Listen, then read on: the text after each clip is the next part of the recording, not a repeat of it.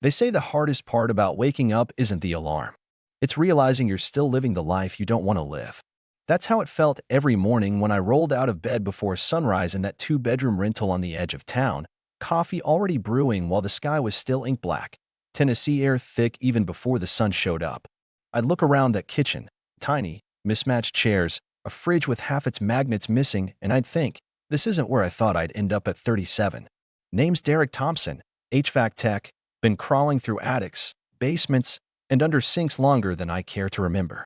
Used to be I'd come home with fiberglass stuck in my arms and insulation dust in my hair, and I'd walk through that front door knowing there was someone inside who actually cared I made it home safe. Her name was Samantha, and back then she'd have a beer ready for me, a smile that made every busted knuckle worth it. I wasn't looking for fancy, just a quiet life with someone who looked at me like I mattered. Funny how that's the first thing to go. It doesn't happen with a big fight or screaming in the driveway. It's slower than that. You're sharing coffee in the morning, talking about grocery lists and maybe hitting the lake that weekend, and you don't notice the way she doesn't really look at you anymore. Not through you, just at you, like a cashier looks at a customer. It's casual. Too casual. Then the days start to stack, and one morning you realize you're kissing her on the forehead out of habit, not because you feel anything. And when she says, "Have a good day," it's just words, air, background noise. We'd been married 7 years. She was working as a dental assistant out in Gallatin, long hours, always tired. I told myself, she's just stressed, man, give it time. So I gave it time. Gave it months. Gave it every ounce of patience I had while I made dinner, folded the laundry, tried to rub her back when she said it hurt. Every time, it was not now, Derek. I'm tired. Or maybe later. Later never came. Nights got the worst. I'd come home, take a shower to wash off the sweat and crawl into bed, wanting nothing but to hold her, breathe her in, remind myself this life we were building was still worth it. Every time I'd reach out, she'd flinch or pull away or pretend she was already asleep. One night, she turned over and muttered, "Dash, can you just not tonight?" And it was like someone dropped a cinder block on my chest. I rolled over, stared at the ceiling, listened to the fan rattle, counting every blade as it spun. I started doing that every night because it was easier than counting all the ways I felt unwanted in my own home. And I didn't push her, didn't get angry, didn't start fights. That's not who I am. I'm not the yelling type. I was raised to handle my problems like a man, quiet, steady, don't make a mess if you don't have to. But the silence was worse than yelling. It was like living in a house where the walls were closing in, and I was just waiting for the day they finally crushed me. It bled into the mornings. I'd get up, start the coffee, pack my lunch, and she wouldn't even look up from her phone. I'd kiss her on the cheek, and she'd lean away, just slightly, but enough that it felt like a rejection. I stopped kissing her after that. I'd leave with the sound of her scrolling Instagram echoing in my head, wondering if she was looking at pictures of people she wished she was with instead. I told myself it was a phase. That's what everyone says, right? Marriage has dry spells, man, it'll pass. So I waited. I worked. I came home. I tried. Until one day I realized I was the only one trying. She didn't ask about my day, didn't care when I stayed late on a call, didn't even notice when I stopped eating dinner at the table and took my plate to the garage just to get a moment of peace. It's a strange thing, watching yourself become invisible to the person you share a bed with. I started talking to my buddy Eli about it. We were pulling a duct replacement on a hot July afternoon, sweat dripping off our noses, and I just started venting. Told him how Samantha hadn't touched me in months. How I felt like a ghost in my own damn house. He looked at me, wiped his face with the back of his glove, and said, "Bro, that ain't a marriage. That's a sentence." I laughed, but it wasn't funny. Because he was right. Deep down I knew it. But it didn't get real until that Wednesday. Came home late, covered in grime, my shoulders screaming from hauling equipment all day, and there she was on the couch, glass of wine in hand, eyes glazed over watching some Netflix show I'd never even heard of. I said, "Hey, Sam." And she didn't even look up, just mumbled, "You're dripping on the floor." That was it. No, how was your day? No, you good. Just a complaint about water on the floor. I walked to the bathroom, turned the shower on, and just stood there, letting the hot water burn my skin until it felt like I could feel something. Anything. That night, I lay in bed, staring at the ceiling fan, listening to it click, and I knew. She wasn't coming back to me. Not really.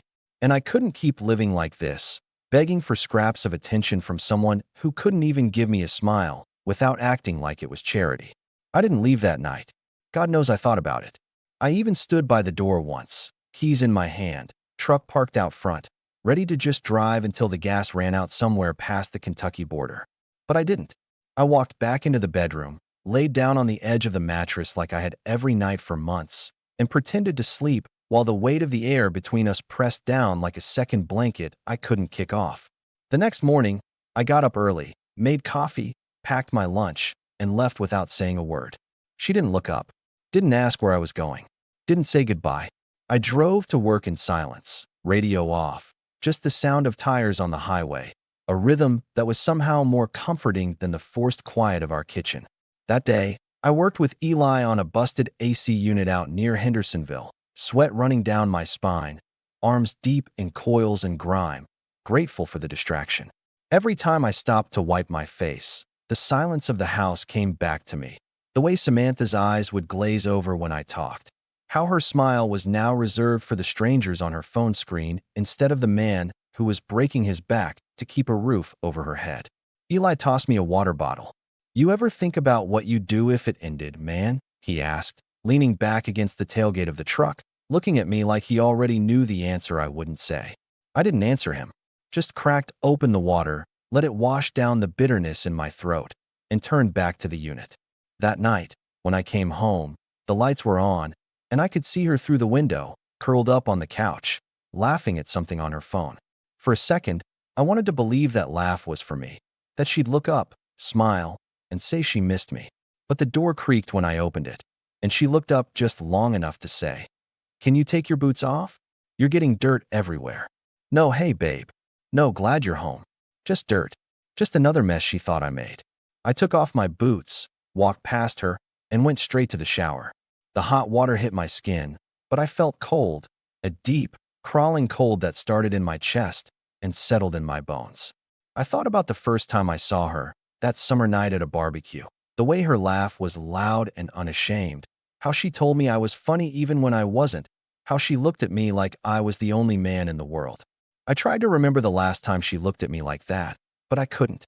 I stepped out, towel around my waist, walked into the kitchen to grab a beer, and saw her standing there, scrolling through her phone, a small smile on her lips.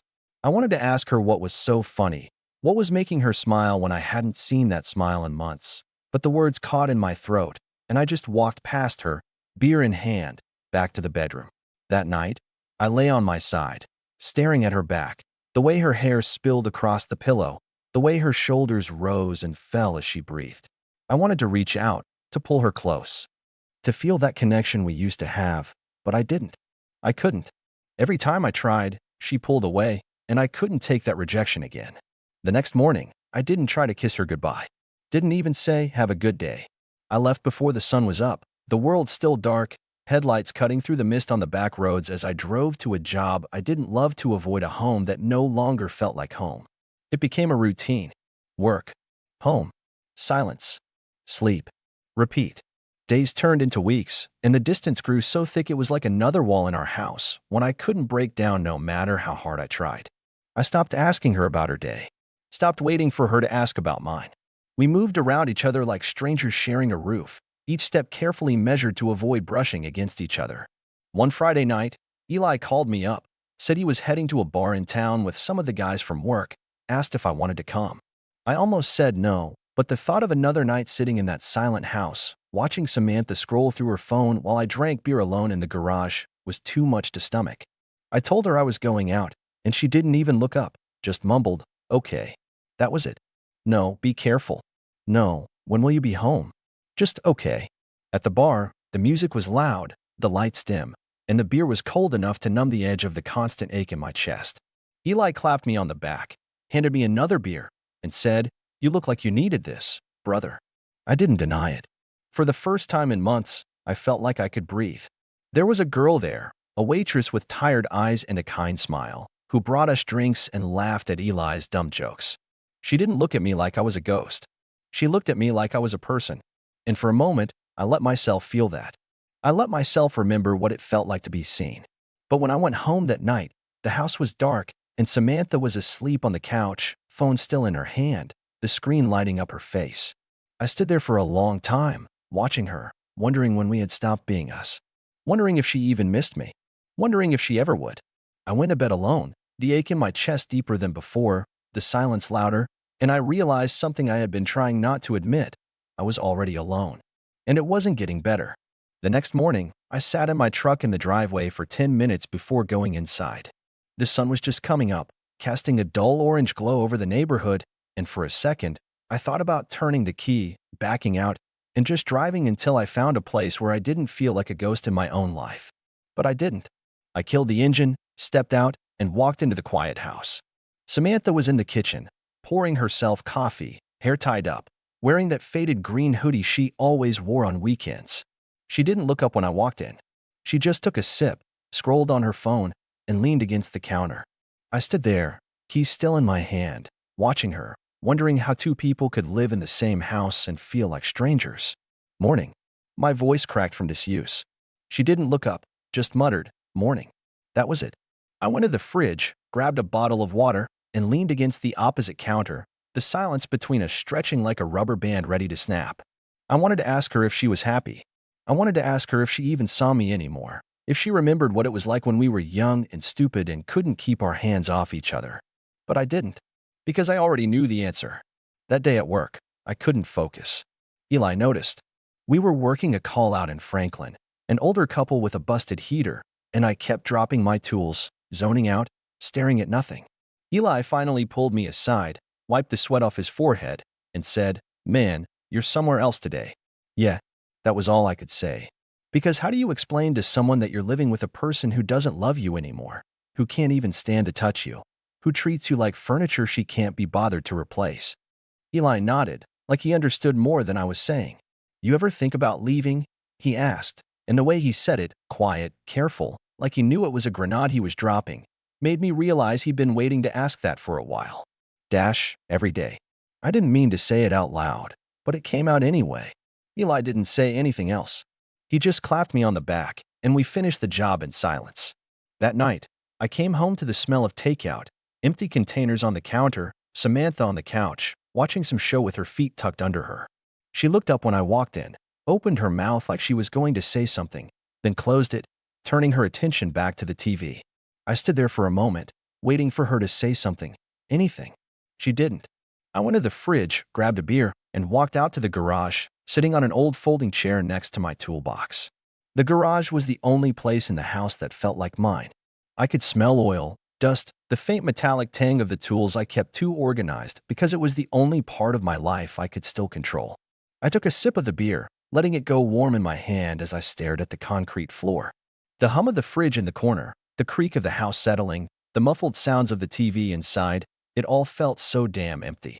I pulled out my phone, scrolled through old photos of Samantha and me, the ones where she was laughing, the ones where she looked at me like I was her whole world. Where did that woman go? Where did we go? I tried to remember the last time she kissed me like she meant it, the last time she touched me without pulling away, the last time she looked at me and saw me. It had been so long, I couldn't pin down a day, a moment. It was just a blur of maybe later, of turning over in bed, of her avoiding my eyes. I finished the beer, grabbed another, and stayed in the garage until the house went quiet, the TV turned off, the lights went out. Only then did I walk back inside, the floorboards creaking under my weight, as if even the house was tired of me being there. She was in bed, back turned to me, breathing slow, pretending to be asleep. I changed quietly, slid under the covers, careful not to touch her, careful not to cross that invisible line between us. I stared at the ceiling, counting the seconds between each click of the fan, and wondered if this was what marriage was supposed to be. Silent, empty, cold. At some point, I must have fallen asleep, because I woke up to the sound of her getting out of bed, the floor creaking as she moved.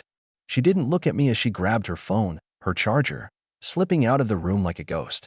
I lay there, the morning light creeping in around the edges of the blinds, and I knew something had to change. I couldn't keep living like this, begging for scraps of love from someone who couldn't give it. I couldn't keep waking up every day feeling like I was dying in slow motion. I got up, got dressed, made coffee, and left without a word, the door clicking shut behind me, a sound that felt heavier than it should. In the truck, I sat there, staring at the steering wheel, the keys dangling from the ignition. My hands were shaking, and I realized I was scared. Scared of leaving. Scared of staying. scared of the empty space that was waiting for me either way. I turned the key, pulled out of the driveway, and drove, not to a job, not to Eli's, just drove. I needed to think. I needed to breathe. I needed to remember what it felt like to be alive. I drove with no destination, letting the back roads take me past fields turning gold in the morning sun, past gas stations where tired truckers filled up, past diners with neon open signs buzzing in the window. The hum of the tires on the asphalt was the only thing steady in my life, a constant against the chaos that was eating at me from the inside out. At a gas station outside of Lebanon, I pulled in, filled up, and went inside to grab a coffee. The woman at the counter smiled, asked me how my day was going, and I almost laughed because no one had asked me that in so long. It felt like she was speaking a foreign language. I just nodded, mumbled good, thanks, paid, and walked back out, her kindness sticking to me like a burr I didn't know how to pull off. I parked behind the gas station, sipped my coffee, and stared out at the field behind it, the grass swaying in the breeze, a hawk circling overhead. For a moment, I let myself imagine what it would be like to leave it all behind. To sell the truck, pack a bag, and just go. New name, new town, no past dragging behind me like a chain. But then I thought about the mortgage, about Samantha, about the life we built even if it was broken now, and mostly, I thought about how running wouldn't fix the emptiness inside me. Because the truth was, it wasn't just Samantha who had changed. It was me too. Somewhere along the way, I stopped fighting for us. I let the silence win. I let the rejection build walls so high between us that neither of us could see over them anymore. And I was tired. God, I was tired. My phone buzzed in my pocket, snapping me out of the spiral. It was Eli. You good? Just that. Just 2 words. But they were enough to ground me for a second. I typed back, yeah, just driving. And he sent back a thumbs up. No questions, no pushing. That's what I loved about Eli. He didn't try to fix it. He just made sure I wasn't alone.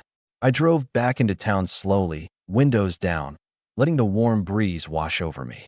When I pulled into the driveway, Samantha's car was gone. A small part of me was relieved. Another part was terrified of what that relief meant. I went inside, dropped my keys on the counter, and stood in the kitchen, looking around at the place that used to feel like home. There were dishes in the sink, a stain on the counter from her coffee cup, the faint smell of her perfume lingering in the air. All these little signs of her life, of our life, and yet it felt like she wasn't really there. Like I wasn't really there either. I sat down at the kitchen table, the same table where we used to eat dinner together, talk about our days, plan vacations we never took. I put my head in my hands and let myself feel it. All of it. The loneliness, the anger, the grief for something that wasn't dead but wasn't alive either. I thought about calling her, asking where she was, asking her to come home so we could talk, really talk. But the fear of her silence on the other end of the line stopped me. Because I didn't think I could handle hearing her sigh, hearing the disappointment in her voice, hearing her say, Derek, I can't do this right now. Again. So I didn't call. Instead, I got up, went into the garage, and started working on the old motorcycle I'd been trying to fix up for years. The one I used to joke I'd take on the road when I finally got tired of everything. I wiped the dust off, checked the oil, tightened bolts that didn't need tightening, just to keep my hands busy, just to keep my mind from going to that dark place where I wondered if she was with someone else, if that was the reason she couldn't look at me anymore, couldn't touch me anymore. Hours passed like that, the sun moving across the sky, light filtering through the dusty windows, and for a while, it felt good. Simple, honest, metal and sweat and the smell of oil, things that made sense in a world that didn't anymore. The garage door opened, and I turned to see Samantha standing there, keys in hand, looking at me with an expression I couldn't read. She looked tired, her eyes shadowed, her hair pulled back like it always was when she didn't want to deal with the world. Hey, she said softly, and it hit me how long it had been since she'd spoken to me without that edge in her voice. Hey, I replied, wiping my hands on a rag, waiting. She stepped inside, closing the door behind her, and for a second, it felt like the world was holding its breath. We need to talk, she said, her voice breaking a little, and I nodded, setting the rag down, bracing myself for whatever was coming. Because I knew, in that moment, that whatever she was about to say would change everything. And there was no going back.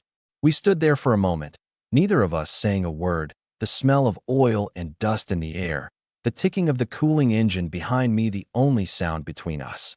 Samantha's eyes were glossy, and she swallowed hard, her fingers twisting the car keys in her hand like she was trying to keep herself steady. "You want to sit?" I asked, gesturing toward the folding chair by the workbench.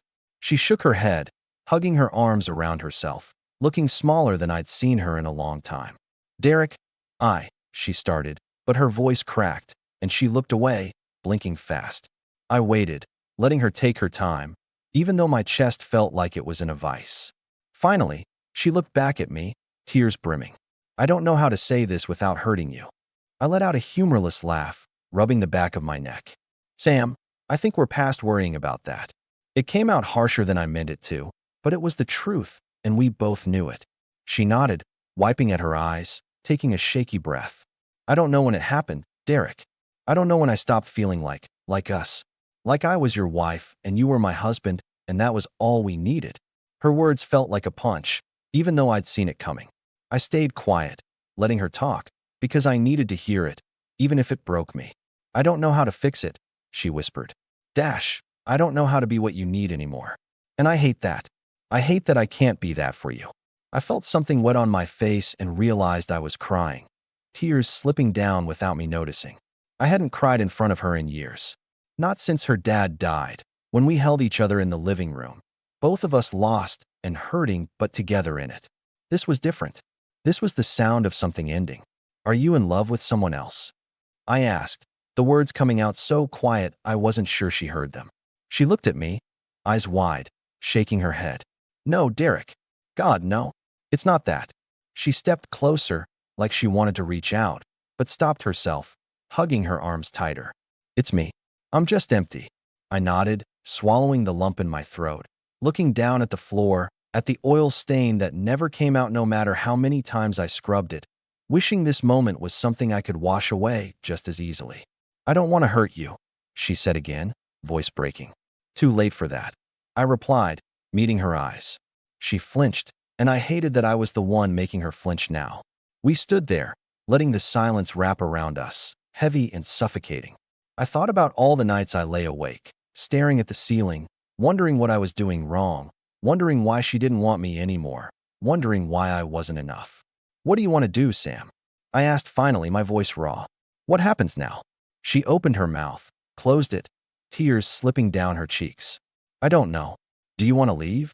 The words tasted like blood in my mouth. She shook her head, a sob catching in her throat. "I don't know what I want, Derek. I don't know who I am anymore." She wiped at her face again, shaking, and for a moment, all I saw was the woman I fell in love with, terrified and lost. I sighed, running a hand over my face, trying to think, trying to breathe. "We can't keep living like this," I said, my voice low. "We're killing each other." She nodded, pressing her lips together to keep from crying harder, her shoulders shaking. "Do you want me to leave?" she asked, her voice so small it almost broke me. I opened my mouth to say no, to say stay, to say we can fix this.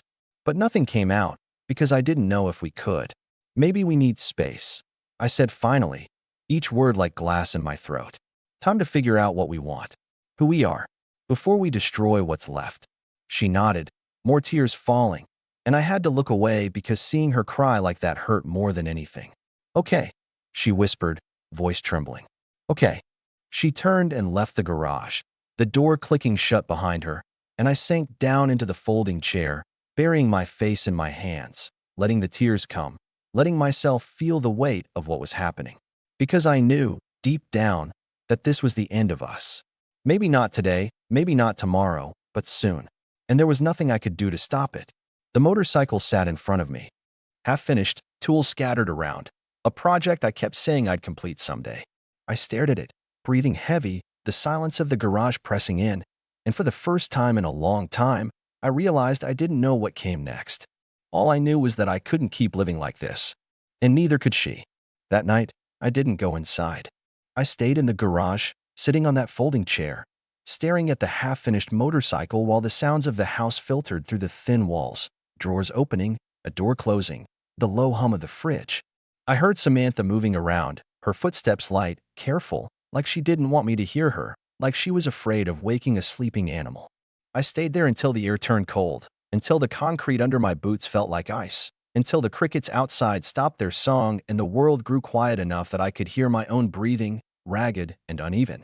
I wanted to go inside, to go to bed, to pretend like we hadn't just torn open the truth between us. But I couldn't. I couldn't look at her and pretend we were okay. When I finally did go in, the lights were off. She was in bed, curled up on her side, facing the wall.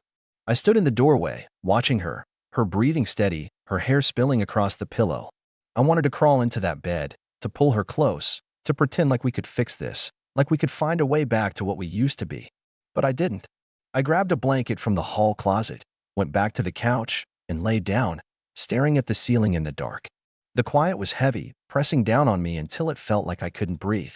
I could hear the soft ticking of the clock on the wall, the hum of the air conditioner, the distant sound of a dog barking somewhere down the street. It all felt so normal, like any other night, but nothing was normal anymore. I must have drifted off at some point because I woke up to the pale light of dawn creeping through the blinds, the smell of coffee drifting from the kitchen. For a second, it felt like any other morning, like maybe everything was fine, like maybe it was just a bad dream. But then I sat up, and the ache in my chest reminded me that it was real, that we had finally said out loud what we'd both been avoiding for so long. I got up, went to the kitchen, and found her standing there, holding a cup of coffee, her eyes red and puffy, hair tied up in a messy knot. She looked at me, and for a moment, neither of us said a word. "I made you coffee," she said, her voice hoarse. "Thanks," I replied, taking the cup from her, our fingers brushing for the briefest moment, sending a jolt through me that hurt more than it comforted. We stood there, sipping coffee in silence, the weight of everything unsaid hanging between us. I wanted to tell her I loved her. I wanted to tell her I hated her for letting us get to this point. I wanted to tell her I didn't know how to live without her, even though I wasn't sure we could live together anymore. "I'm going to stay at my sister's for a while," she said suddenly, her eyes fixed on the floor. I nodded, swallowing hard. "Okay." She looked up at me, tears welling in her eyes. "I just need some time, Derek. I need to figure out who I am, what I want." "I get it," I said, even though I didn't, not really. But I understood enough to know that fighting her on this wouldn't fix anything. We were past that. "I'll pack a few things," she said, her voice barely above a whisper. I nodded again, taking another sip of coffee that tasted like ash in my mouth. I set the cup down, turned, and walked back into the living room, sitting on the edge of the couch, staring at the floor while I listened to her moving around the bedroom, drawers opening and closing, the soft thud of her bag hitting the floor. She came out a few minutes later, a small duffel bag over her shoulder, her eyes red, face pale. She looked at me, and for a moment, she was the girl I fell in love with, the girl who used to dance in the kitchen, who used to laugh at my dumb jokes, who used to look at me like I was the only man in the world. "I'm sorry," she said, her voice breaking. I wanted to stand up, to pull her into my arms, to tell her it was okay, that we would figure it out, that I would wait for her to come back. But I didn't. I couldn't. I just looked at her, blinking back the tears that burned in my eyes. "Take care of yourself, Sam," I managed to say, my voice barely holding steady. She nodded, tears slipping down her cheeks, and turned to leave. I heard the door open, the soft click as it closed, and then she was gone. The silence that followed was the loudest thing I had ever heard. It was everywhere, pressing in on me from all sides, filling every corner of the house, every space she used to fill with her laughter, her voice, her presence.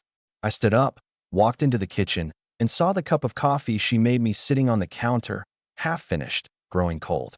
I picked it up, poured it down the sink, and stood there, staring at the empty cup in my hand, feeling like it was a reflection of me.